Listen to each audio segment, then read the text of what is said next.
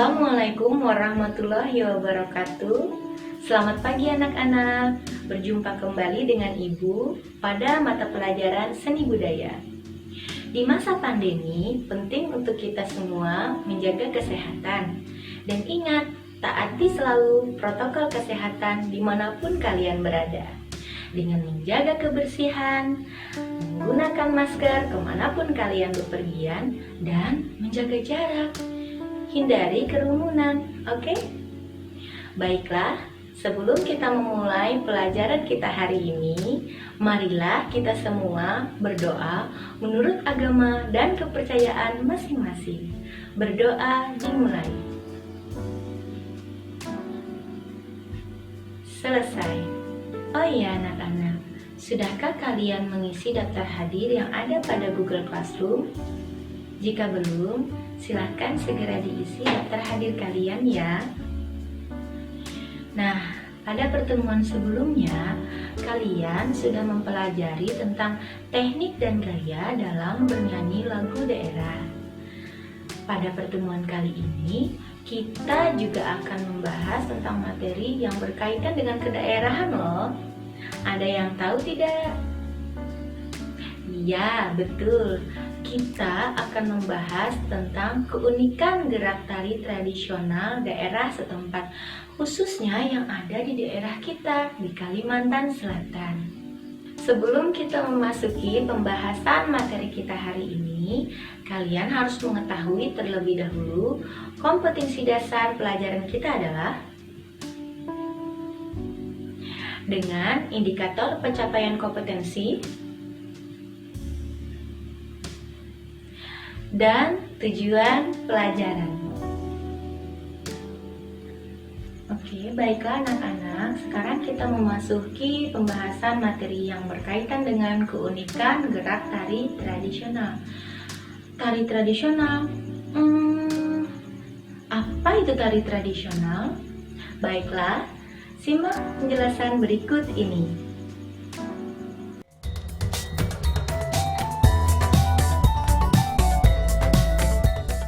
Indonesia memiliki beragam tari yang tersebar di seluruh wilayah Nusantara.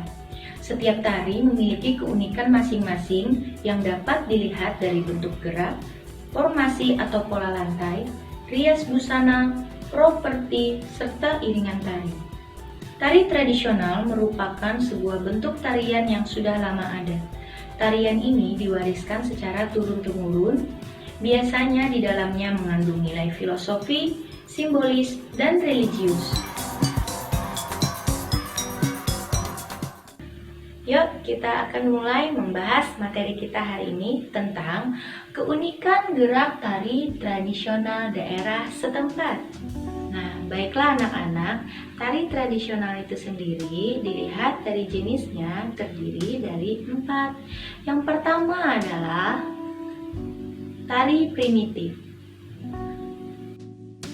Tari primitif adalah tari yang berkembang di ruang lingkup masyarakat primitif yang belum memiliki peradaban. Masa primitif adalah zaman prasejarah, yaitu masa sebelum munculnya kerajaan sehingga belum mempunyai pemimpin secara formal.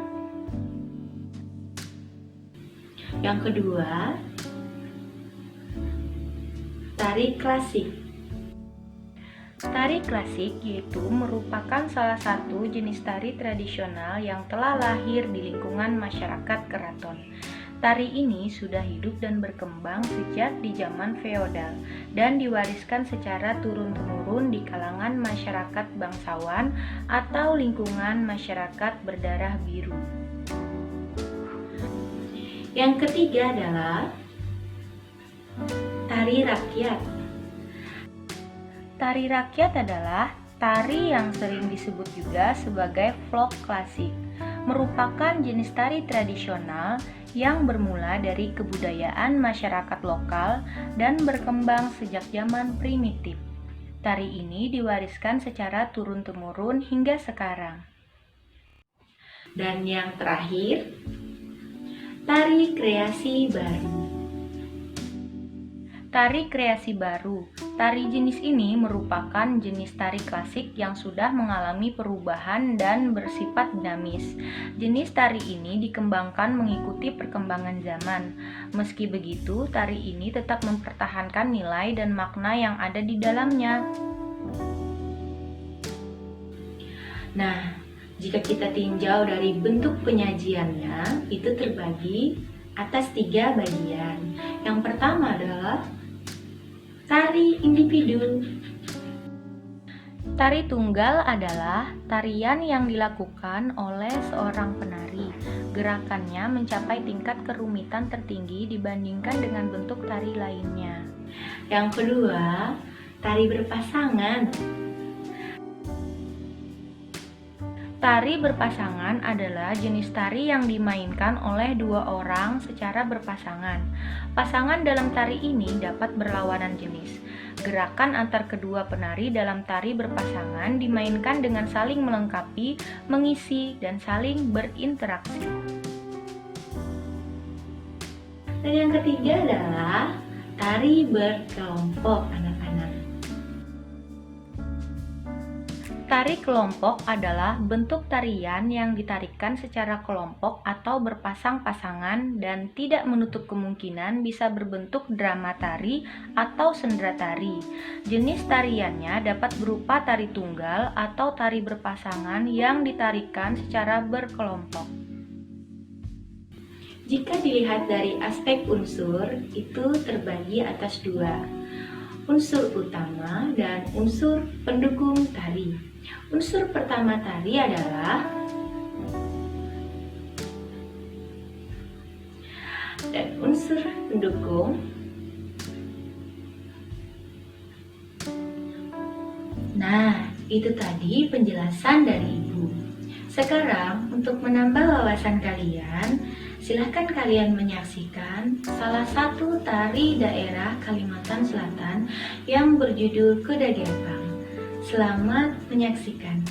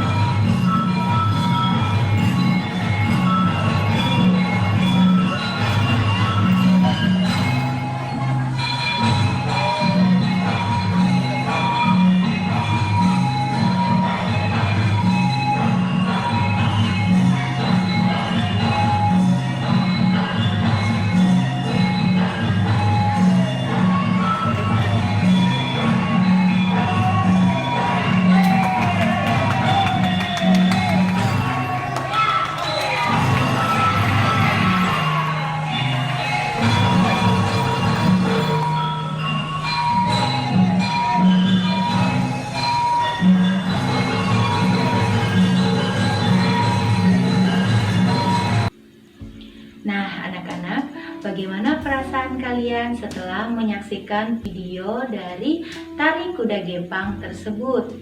Apakah ada keunikannya? Di mana letak keunikannya? Apakah itu pada gerak tarinya atau pada unsur pendukung lainnya? Nah, silahkan kalian diskusikan bersama kelompok kalian masing-masing. Dan jangan lupa, terlebih dahulu, kalian harus mempelajari modul yang telah Ibu bagikan pada Google Classroom dan juga buku digital seni budaya. Silahkan kalian cocokkan data-data yang kalian dapatkan. Kemudian, kalian ikuti petunjuk pengerjaan LKPD yang juga sudah Ibu bagikan pada Google Classroom. Jika ada hal yang kalian kurang mengerti, silahkan kalian diskusikan kepada Ibu melalui forum diskusi Google Classroom atau melalui forum diskusi WhatsApp. Selamat mengerjakan! Anak-anak, jangan lupa waktu kalian dalam mengerjakan LKPD itu selama 40 menit. Jika kalian sudah mengerjakan LKPD tersebut, silahkan kalian kumpulkan pada form penugasan di Google Classroom. Dan jangan lupa kalian tulis kesimpulan materi pelajaran kita hari ini. Apakah ada kendala atau tidak dalam pelajaran hari ini? Kalian juga boleh menuliskannya pada form tersebut. Baiklah anak-anak, Ibu akhiri pelajaran kita hari ini. Jangan lupa jaga kesehatan ya. See you next time.